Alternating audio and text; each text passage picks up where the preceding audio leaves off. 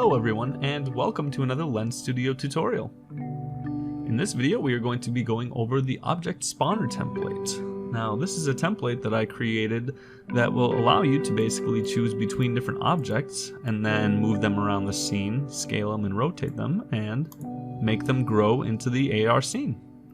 In this case we are using some trees that were created by the really talented AR creator by the name of Charles Hamlin. You can go ahead and check out his channel, I'll link it in the description below. But yeah, this is a really cool concept and it has a lot of potential uses beyond just growing trees. So here's the template. So really all you have to do is swap in your assets.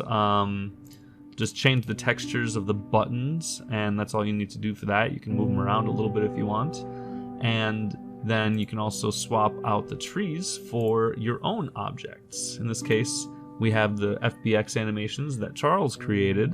And what we can do is, as you can see, before we spawn it, the trees are like holograms. And all I had to do for that is, first what I did was I saved every object as a prefab. And you'll see here in the resources that we have the trees, meshes, and materials and everything, but we have them separately as prefabs because that's what's going to be creating the spawning mechanism. So you'll first load your objects into the scene and put them under the world object controller so that they can move around, and resize them so that they're all, like a similar size. Save them all as an object prefab, and then what you can do is change all of their materials. So I added this hologram material, which is basically a standard PBR material, and I just took off the normal map and the base texture, and I changed the color, and then changed the blend mode to add, and that gives us this little hologram-like effect.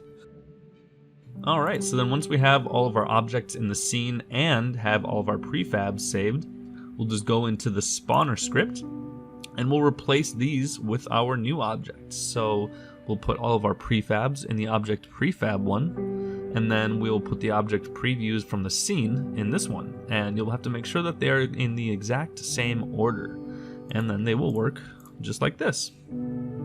So if you guys have any questions about how to do this, go ahead and leave a comment in the description below, and I'd be happy to answer them.